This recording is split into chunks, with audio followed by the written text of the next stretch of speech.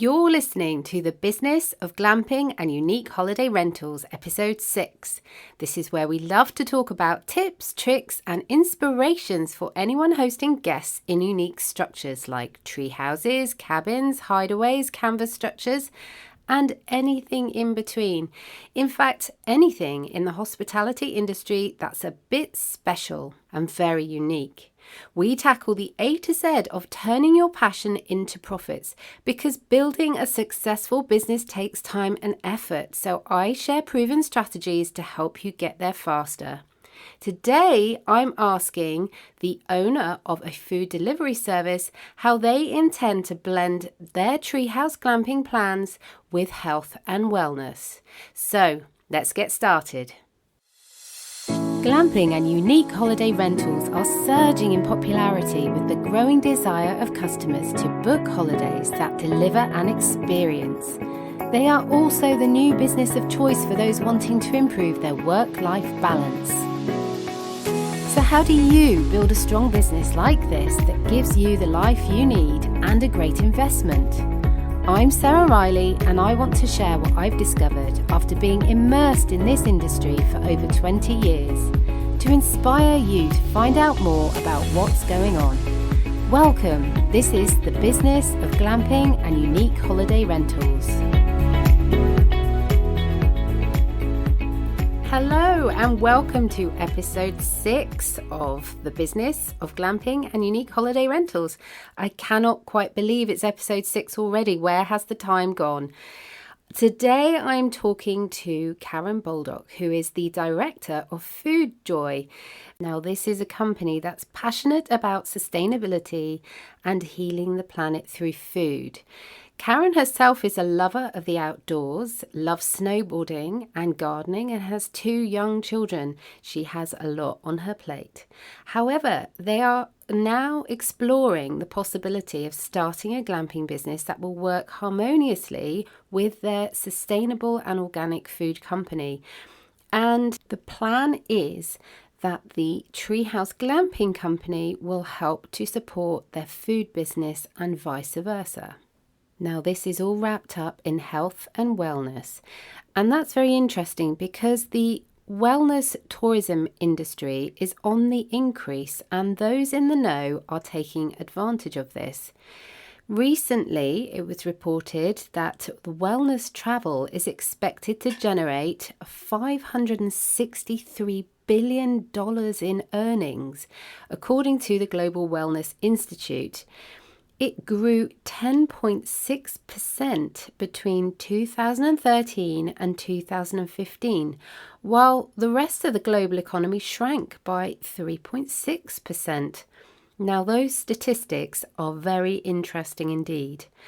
So, glamping and unique holiday rentals is ideally placed to take advantage of this increase because it allows us to connect to nature and the land and inspires us to focus on each other and what we're doing in our everyday lives.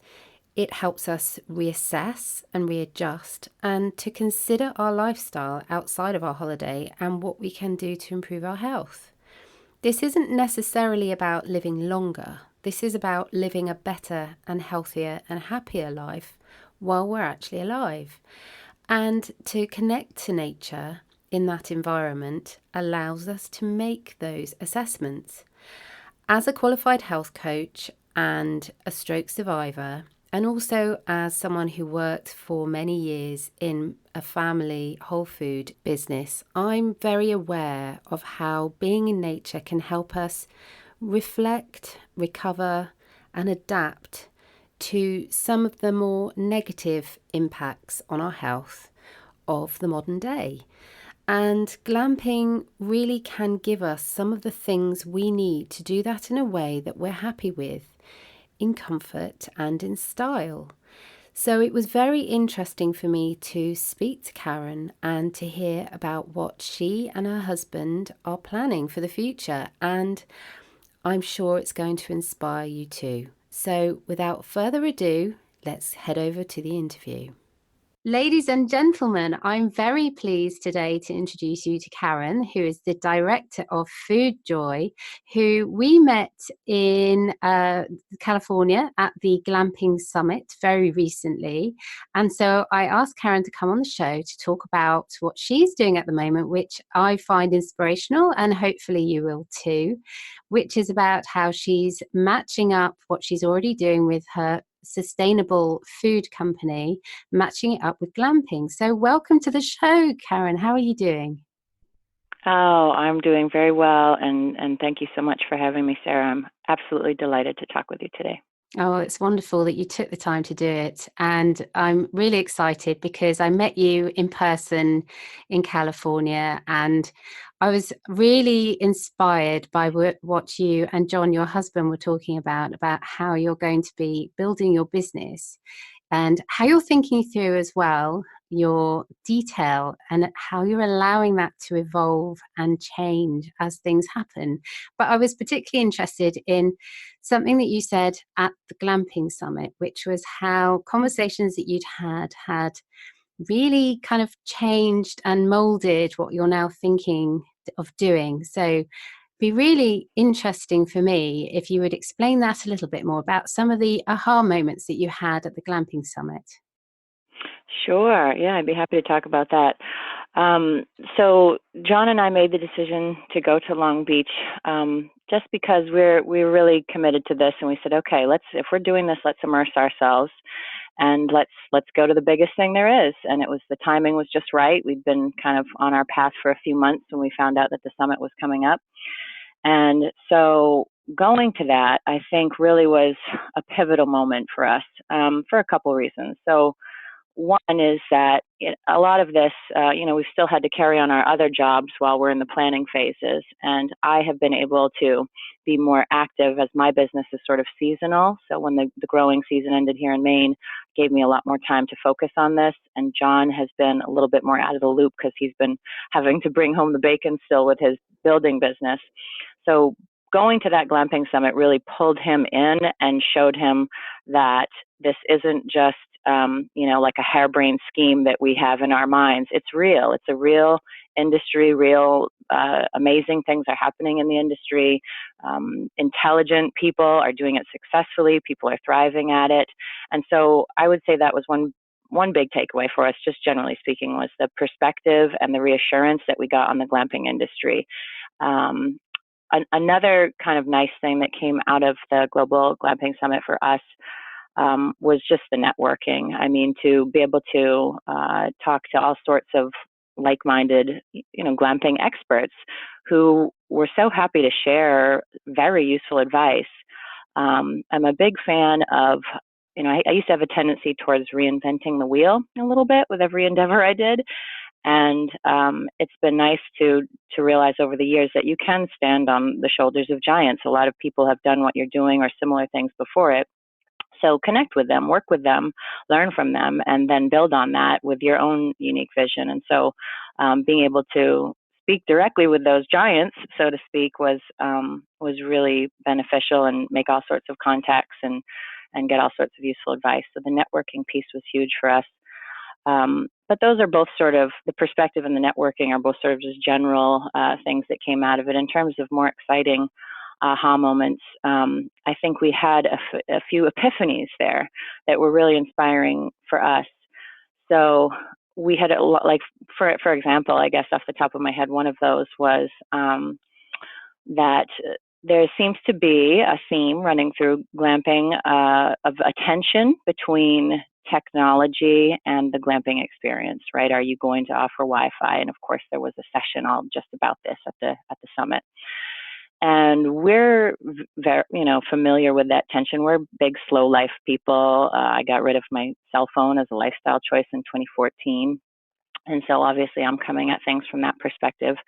And to have the opportunity to really explore that in more mental detail, to think about what that tension means, gave us some huge aha moments in terms of realizing that technology really is an addiction in today's society, and that part of what we may end up doing is using strategies to think of it like, how can we still, if we're dealing with what is essentially an addiction for folks, how can we, cater to the useful parts of technology that people need, but also offer them an alternative in a way that is still, that shows them that there's a whole other world out there that it's easy to miss if you're too, connected, if you're too digitally logged in and too distracted in that way.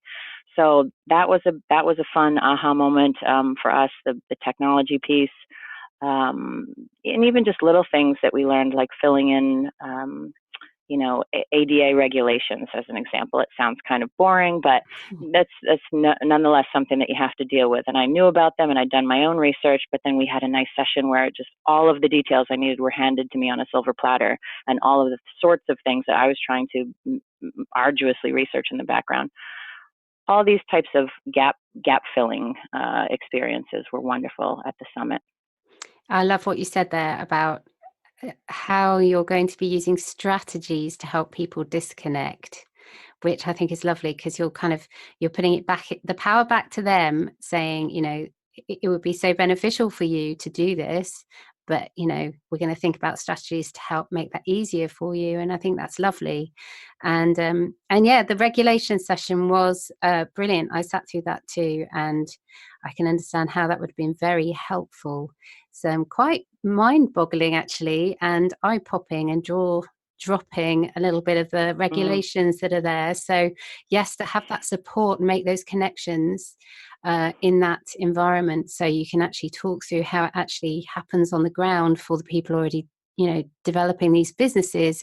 I'm sure that would be very, very useful for you. And I think that's great that you found it so useful to actually attend the summit. And I do too. And as you said, the standing on the shoulders of giants, it's so lovely as well to learn from those people who are so successful in this industry, and to find out from them, because you're right, they share so openly and are so generous with their knowledge as to what exactly has been the biggest leader to their success, and what they recommend that works. And if you have a strategy, then just to talk through that strategy with them, and they can either say, well, yes, you're going in the right direction from my experience, or maybe you need to think about this. And yes, I think it's incredibly useful. Some of the people that I met there as well, I had exactly the same thing, even though I've been in this game for a very long time. But to be able to talk through those things is very helpful for everyone, I think. So tell me a little bit more about you and your situation. So where you live and what you're currently thinking of doing. Sure. So my husband, John Bolduc, and I are going in on this venture together. This represents a transition for both of us out of our previous careers, but kind of building on those previous careers. So he, of course, was a builder, and then I have an agriculture and food systems background, and this venture would combine them. So we live in Auburn, Maine, USA. So for those unfamiliar with U.S. and its geography, that's the northeasternmost corner of the United States, the very tippy top northeast. It's a cold climate. We do have a warm season though. And so what we're planning is basically a treehouse glamping accommodation with a focus on slow food, and also through another theme is just kind of rejuvenation through natural rhythms. So using cooking and the main seasons and the day and night cycles as a way to help guests kind of get back on that pulse of natural cycles and rejuvenate. So what do you mean by Yeah. slow food? Is that seasonal? Great question. So by slow food, I just mean food that is whole food that is cooked from scratch. And so it definitely, like throughout the seasons, it will change what's available. But in Maine, we have to eat just like everyone else, and so even in the winter when there's no growing season. So we're pretty clever, and we've in Maine and in the Northeast, and I'm sure in lots of northern regions. People develop strategies on how they're going to eat locally. Of course, if you just go to the supermarket, you can get whatever you want, but we've got storage, right? So you can store squashes in storage in the root cellar. You can do canning and pickling. You can have greenhouses and hoop houses for right throughout the snowy winter for cold season greens like kale and chard and things like this. All sorts of strategies to have some offerings on the back side of the calendar as well. But with those whole slow food ingredients, I think there's been a real loss of knowledge about how to cook with whole foods. And that's kind of, I think, what's meant by, slow food and slow cooking. And so part of what we've done with with my venture previous to this, Food Joy, is try to reintroduce people to cooking in a really accessible way. It makes me sad to think that there are folks out there because they watch the cooking channel and it looks like cooking is this feat that's only for, the gourmet elite chefs of the world. And I don't know anything about cooking. I couldn't possibly do that myself. I think cooking is really critical to a well-balanced life, and it can certainly be fancy and gourmet, and you can get as fun as you want with it, but even just basic cooking skills are something that I would love to think that everyone felt that they had access to. And so for those that have wanted that and felt they don't have it, that's what Food Joy was created to do, is to make it more accessible, make it more affordable, make it simpler. And so to that end, we created a meal kit locally. So we have our own farm, and then we bought in produce and meat from other farms and assembled it into essentially kind of like the Blue Apron or these other national meal kit services. We assembled our ingredients into kits and gave that out to people. Basically, I drove it around and delivered it to their doorstep in little old school porch coolers, kind of like old milkman style. And we had a great response to that program. People really loved it. But frankly, we live in a sort of a depressed demographic, financially speaking, in Lewiston, Auburn. And so I think it was a challenge making the finances of that program work. And we said, look, this is good. It's helping people, but it's not surviving on its own. So how can we take this slow food concept of teaching people how to cook and embed it in something new? And so that's where the glamping idea was born. And I think that, so we'll probably take a slightly different spin on it with the glamping. I think we're going to be catering to a much different demographic than we did with Food Joy. But our hope is that if we can make sort of a more gourmet version and a fun version and deliver it actually to the Treehouse accommodations themselves, so that our guests have the opportunity to, in their fully equipped kitchens, do some nice slow cooking during their stay. They certainly don't have to. It'll probably be an add-on, and it will probably only be one meal a day, so you can still get out and experience the restaurants of the region and what Maine has to offer outside of your treehouse. But the idea that you yourself could just cook a delicious meal once a day and use that to help pace your life, that's, I guess, a very long answer to what we mean when we talk about slow food.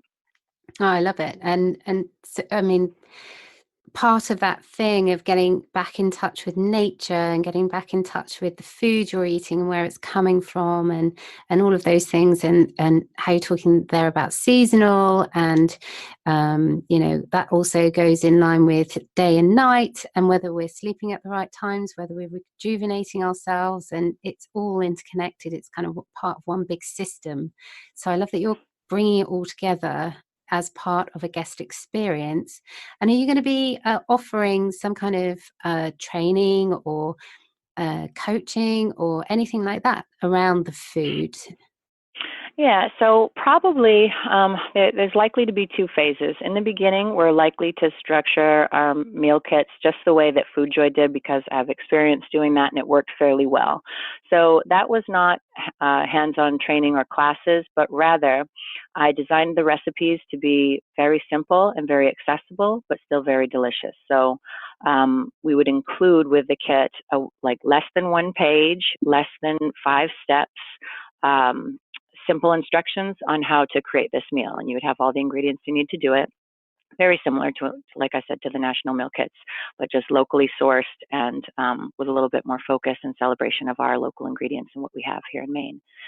So in the beginning, likely to have the actual recipe card. We call them dinner maps because a recipe sort of implies you're just making one thing, and that can be sort of daunting, I think, when you're cooking dinner, that you have a recipe for the roast chicken and a recipe for your beans and a recipe for your, rice, pilaf, or whatever.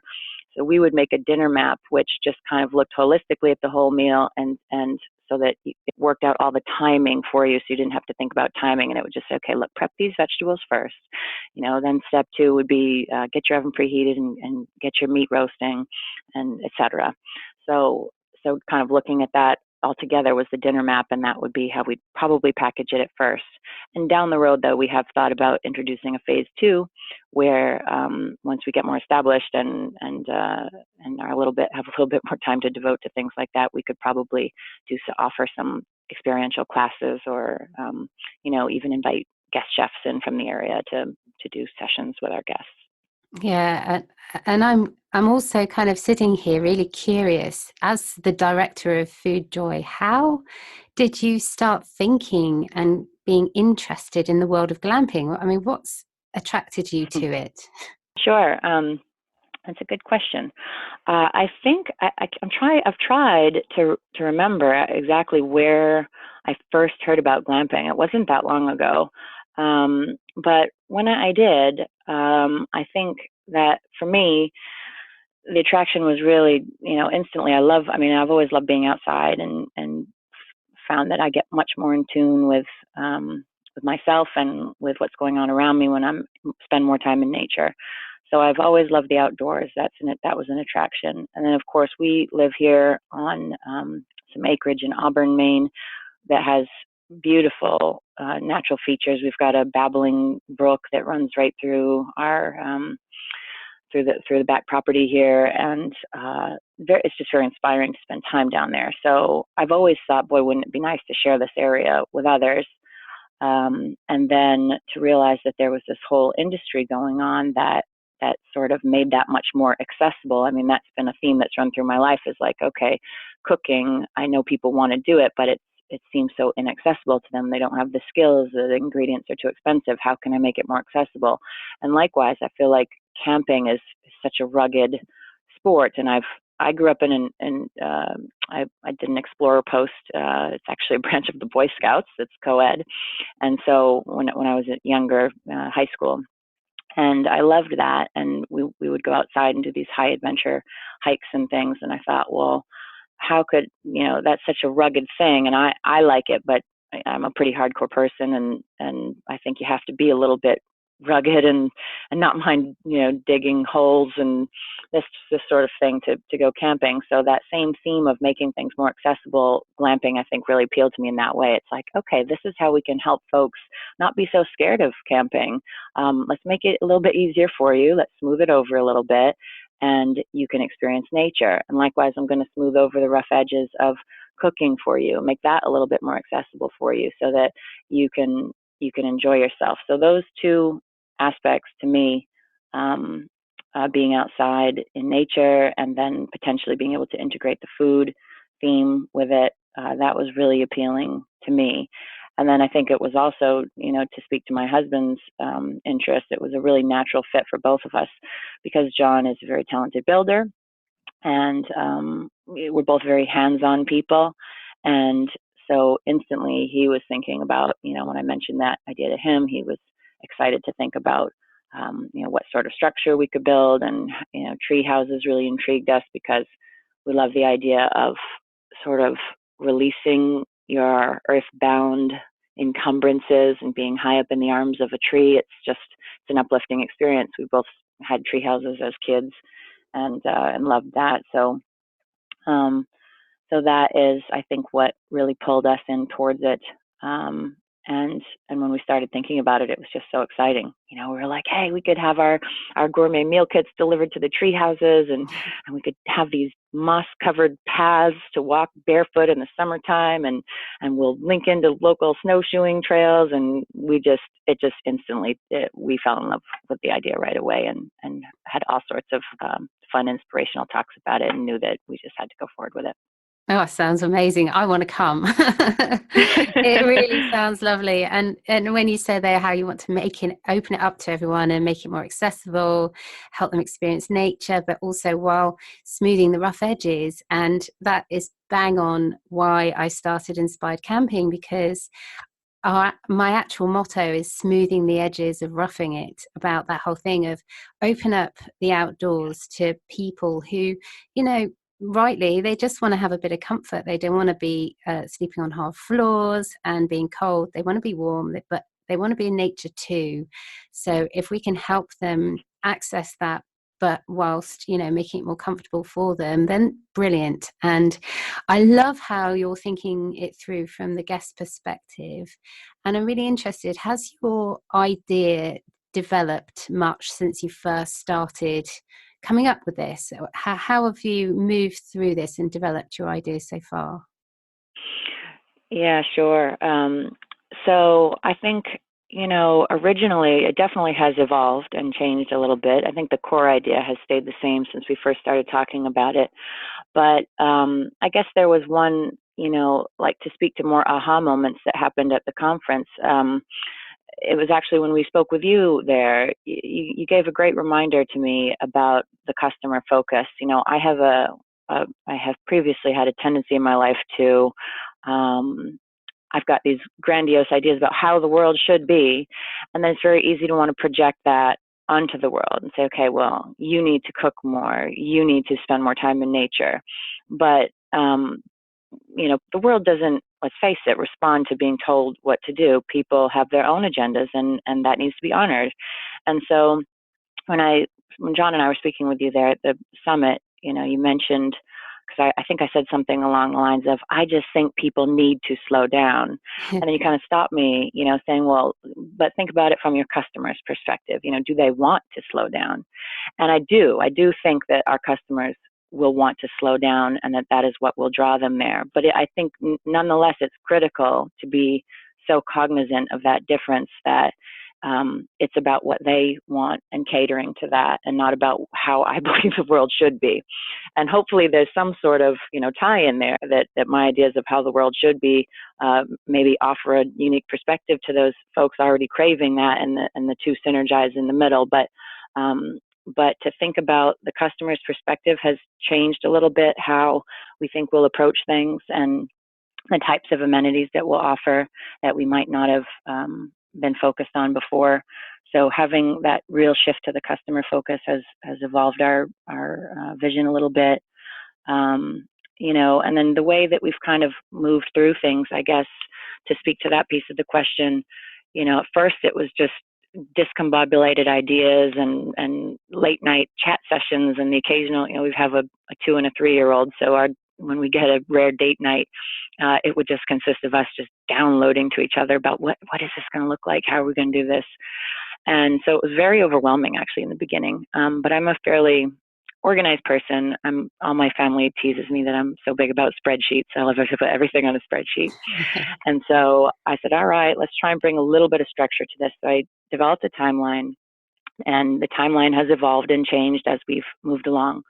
But basically trying to hit on the key things and give myself and John rough deadlines to speak to the different pieces of all of these moving parts that have to come together, because it can be very overwhelming. And for me, when I put that down on paper, it made it much easier to say, okay, it's just a matter of these steps, and we just go through the steps and take it one step at a time.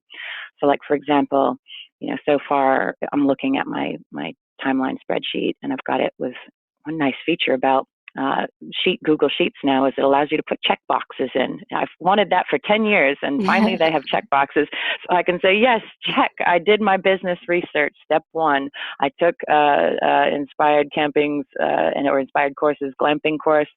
I did a scan of the local competition, but now, of course, increasingly I'm realizing that it's really not local competition, that if you're listing on Glamping Hub or these international sites, it's really international competition, so you have to look at the big picture. But we did that.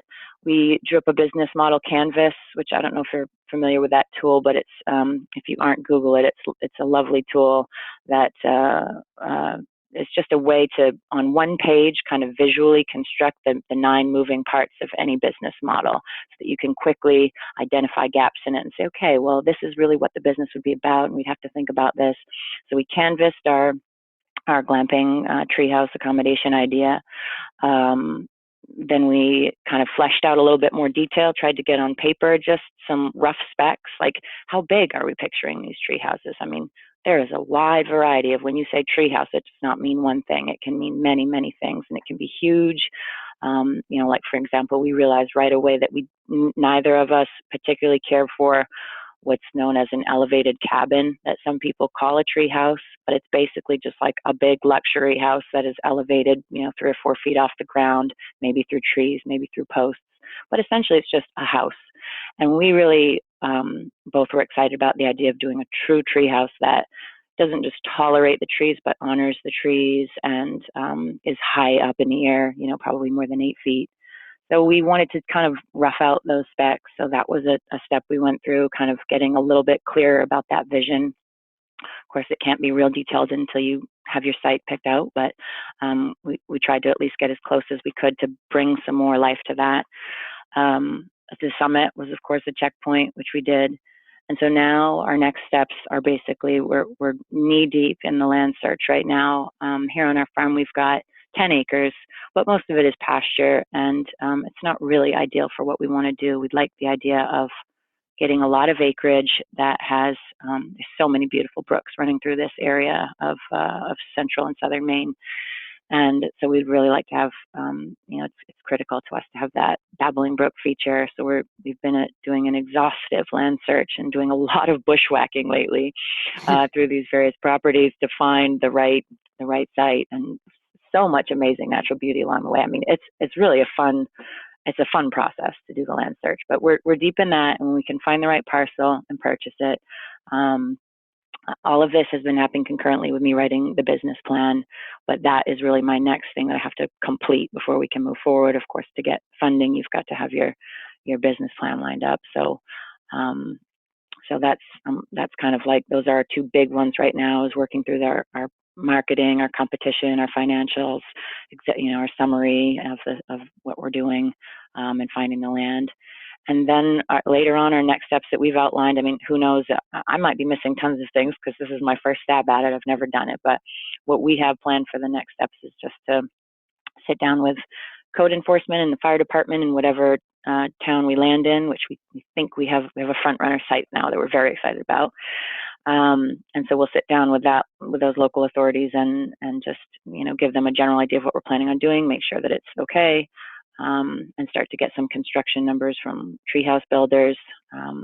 John, like I said, is a builder, but we've decided that there are enough competent treehouse specific builders that we want him to take like an auxiliary role and a help, a subcontracting role, essentially, like he's there to learn and help.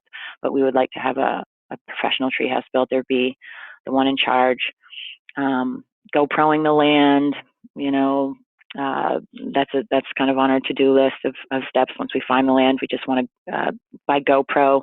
I'm talking about those little cameras that you can set up and just, record the details of what's going on with the land and what it looks like as it evolves and changes shape as you build on it. So we want to, either time lapse that process or GoPro it, something like that.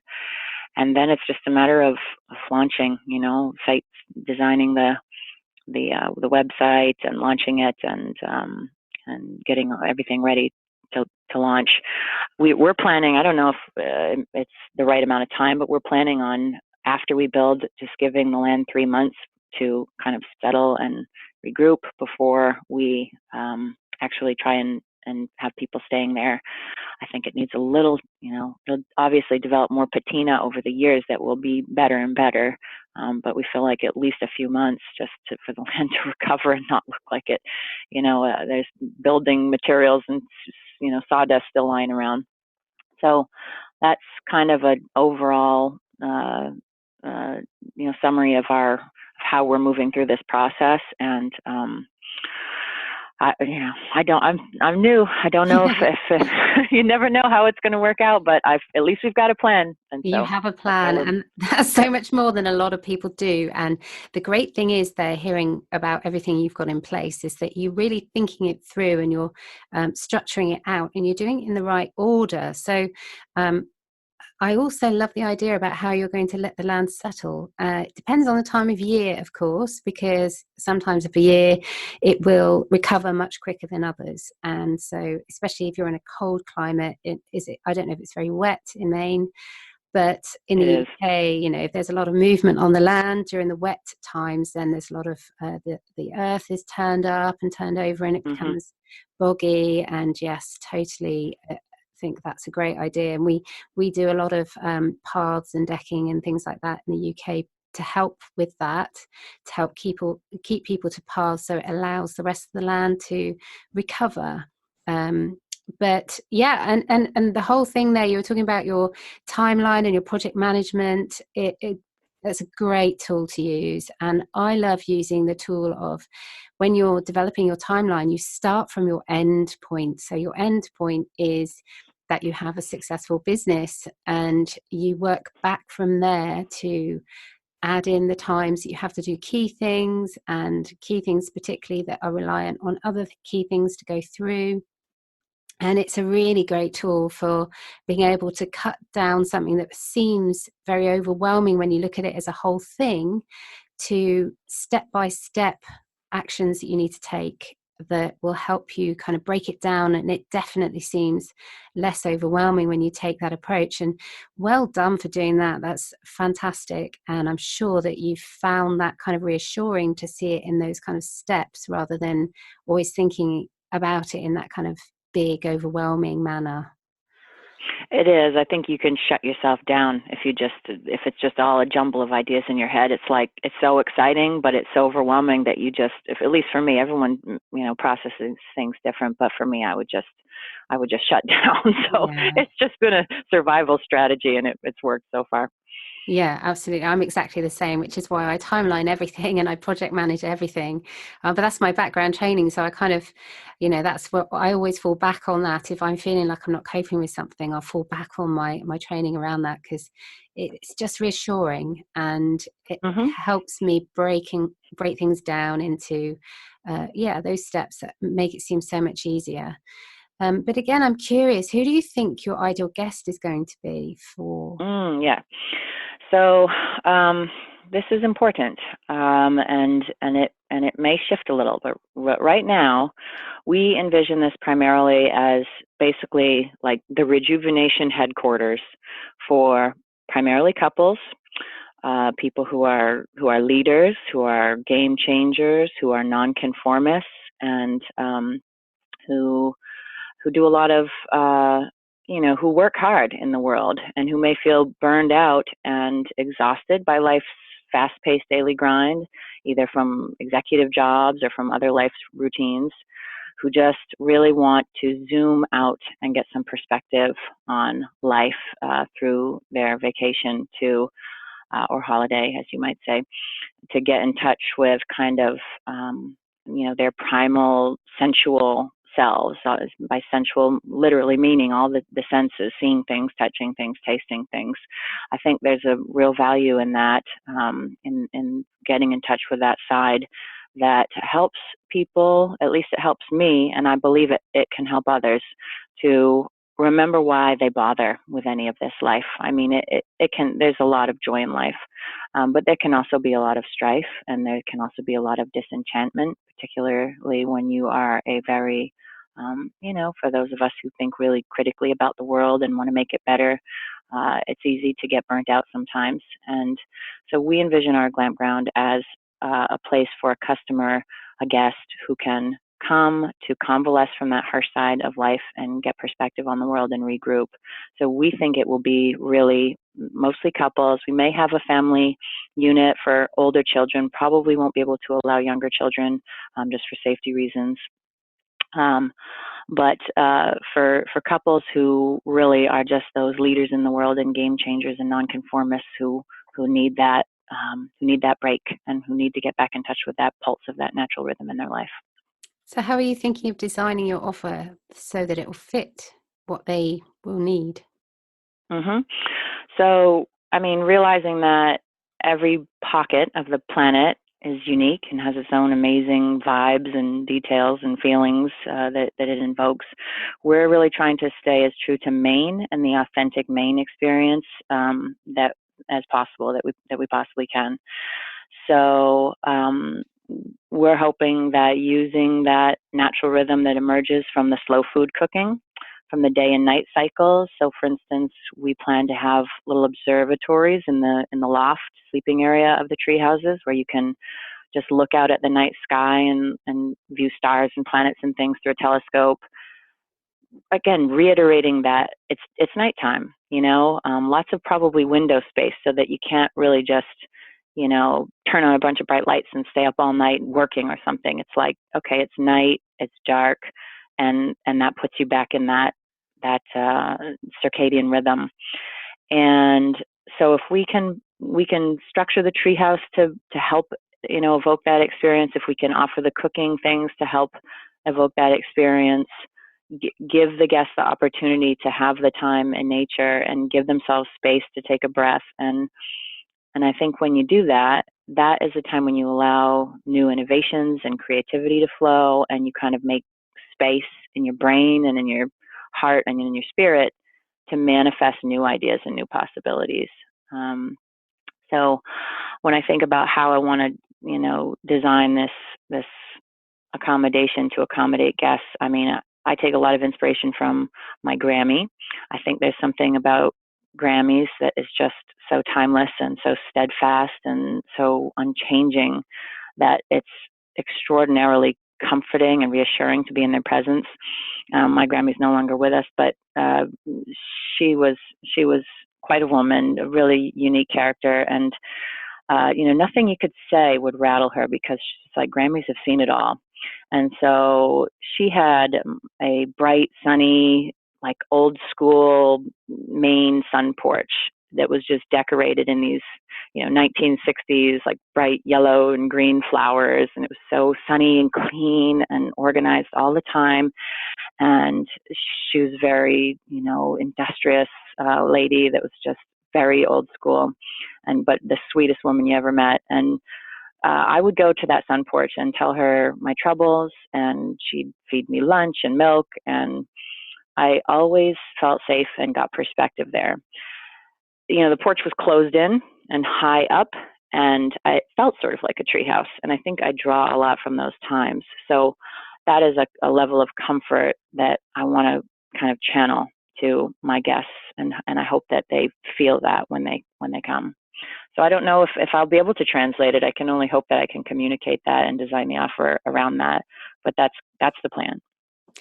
Yeah, I know you'll be able to communicate that with your guests. Absolutely. Just hearing you talk about it, you kind of transferred me onto that sun porch. And yeah, I felt really reassured just hearing you talk about it. I think that's lovely. And together with your time lapse movie that you're going to make about the development of your land, and then the story of how you were inspired to produce what you produced from the sun porch, I think that story is going to be really, it's going to be something that will allow your customers to really connect with you before they buy from you. And that's going to be a really nice thing for you to share on your website and in your marketing material, because what a beautiful story. That's such a lovely story. And I feel really kind of warm inside just hearing about it. So yeah, share that. Absolutely. And okay, great. Yeah. yeah, no, do. It's great. If you could share it with a picture of the sun porch as well, then that would be even better. But obviously, never an easy thing to do to share personal pictures. But so what's next for you? What's your plan? What's your next steps?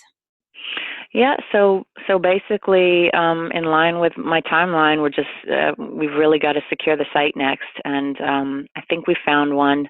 There's a little bit of finesse that's going to be involved. So we did not, when we first started our land search, we said, okay, let's go on MLS, the main listing service for land and houses and things, and we'll just do an advanced search with certain criteria.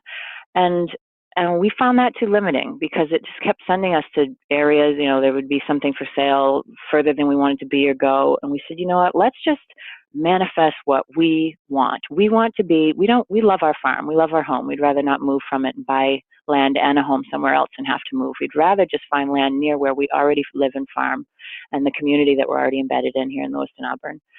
And so let's find land that's got the right natural features and the right topo and the right, brooks and things that we want, and then just approach the landowners and say, would you sell? And so we have yet to discover if that strategy is going to work, but we've found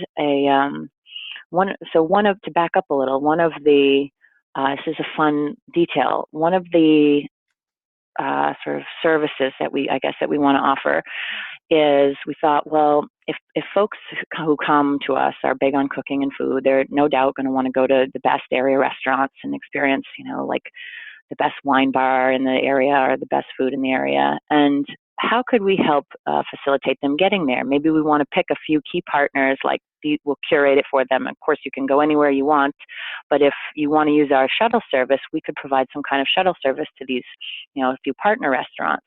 But a shuttle by nature sounds fast and sounds like something you get in the city.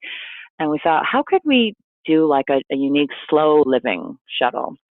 And so randomly, so that's the background. We hadn't answered that question yet. Then randomly, or perhaps serendipitously, when we started looking for the piece of land that we wanted, we found a few pieces of land, and the land was owned by a woman who actually is connected to a living, I didn't even know we had this, and it's only half an hour away from us, a living horse carriage farm. So they have a museum with all these restored horse sleighs for wintertime and horse carriages for the moderate season. And but then they've also tried to educate and share about that history and the role that horse and buggy played in New England and colonial New England. And so to that end, they offer, they have some of their carriages and sleighs that have been restored, and they use them. And I think they actually lease them out. This is what we're investigating now. It's like a service that you can have with them. So we're thinking about having sleigh rides from our tree houses to area, restaurants or wine bars, or carriage rides, or at least to a central point where you can then go to those things. So that all of this came together when we realized that this, did just some internet research on who owns this piece of land and Googled that woman's name and found out that she was on the board of trustees for this carriage farm. We said, what's a carriage farm? So who knows? That may be a point of leverage where when we reach out to her, because it's not, the piece of land we're looking at is not her personal, like there's not a residence on it, it's just land that she owns. Her residence is nearby and on a separate piece. And we're hoping that could be a point of leverage to say, look, this, you obviously care a lot about this nonprofit that does this. We could work with them to help advance their mission of letting, of educating folks about the importance of horse and carriage in New England history, and help it be like a living piece of history along with our glamping accommodation. And maybe that will appeal to her enough that she'll want to sell her land to us. So we have yet to see, but that is the next step, is to really secure that land. And one way or another, we've got a few parcels if that doesn't work out, a running list of our top parcels that we want to have. But once we secure that, then we can move forward with all of our next steps in terms of the site details and just making it happen and building. Oh, it's really interesting from my perspective in the UK, where there are so many businesses that are looking for land, but they want to buy it every time they want to buy it. And in America, it's much more open to leasing the land and setting up the business in that way. Do you think you'll be aiming to buy it or lease it? Is that something that you've thought about? It is. So we in our situation will be aiming for an acquisition. We consider doing long-term leases because that is a strategy, like you said, that's employed a lot around here. Hey, you can have a 99-year lease, and so then it's like, well, we'll all be dead by the time it expires. So it sounds great. Let's do that. because people get a little funny about land. It's like it evokes a very territorial feeling sometimes, and people are not always keen to sell it. They'd just rather lease it here, but not always. And for us, I think if we were doing canvas structures or something that could be moved more easily, so that if it didn't work out, or if down the road, I think about our children and our children having children, and I want to set them up for success. And these are very expensive structures. I mean, the tree houses that we would have to build here in Maine would be insulated. I mean, they're essentially like full homes that are just small and up high in a tree. And so they'll be very expensive to build. So with the level of infrastructure investment that we have, it didn't make sense for us to consider a long-term lease. So we are aiming for an acquisition, because I don't want to have that. It just doesn't seem to make good business sense to me to have that kind of heightened financial investment on land that you don't own, and that someone else, has the rights over. So for us, that wasn't the right choice. We're gonna try and go the acquisition route. Yeah, I can understand that totally, given your situation. But going back quickly to the horse carriage, and you're talking about possibly doing sleigh rides. Is that because you get a lot of snow in Maine? We do. Yeah. So there is basically, 4 to 5 months out of the calendar year where we're covered in snow. Some winters are snowier than others, but we get a lot of it. And so we do envision this being a year-round endeavor, and we really want to honor each season because there is so much outdoors. There is so much fun to be had in Maine in every single season in just very distinct ways. So, you've got snowmobiling and snowshoeing and cross-country skiing. These are all things you can do in the woods in Maine in the wintertime. And then in the summertime, hiking and stream wading, and the possibilities are really endless. And so we really want to cater to each one of those seasons, and the mode of transportation in the winter. If it's not we call them sleds, right? Snowmobiles. If it's not a sled, you're gonna have to have be traveling through the backwoods. So Yeah. that's the vision. Oh, it sounds amazing. And I definitely want to come now. You're not going to be able to keep me away. I'm going to be there. And I'm sure there's quite a few people thinking the same thing. So if anyone wants to contact you or find out more, what's the best way they can do that? Yes. So for anyone who's interested in following our journey, they can find us on Facebook at Glamp Me, our username. So for those in Maine, they know that me is the postal abbreviation, but it's just like the word me. Glamp Me is our Facebook username, and we're kind of just using that as a house right now to record our journey. So we'll see how it evolves. Well, I can include all the links in the show notes, which will also be linked to the notes of this episode. So hopefully people will be able to find you easily. And if not, then they can get in touch with me and I'll forward it on. But yeah, check out the show notes, everyone. And I'm sure you will all agree that Karen deserves huge thanks for sharing her journey. Thank you so much, Karen. That is absolutely amazing. And also, see you in the Facebook group soon, sharing your story and your launch date when that happens. Yeah, that's right. I'll be sure to keep everyone abreast of that. And thank you, Sarah, for the opportunity just to share our journey. And I hope that it can be helpful in some way to others maybe doing the same thing. Brilliant. See you soon, Karen. Okay, thanks. Thank you so much for joining us today. I appreciate you. If you enjoyed this, got inspired, found it useful, please subscribe and leave a review on iTunes. Check out the show notes on inspiredcamping.com/006. And if you want to talk to me more, head over to inspiredcourses.com or my Facebook group. I'd love to have you join me. See you soon.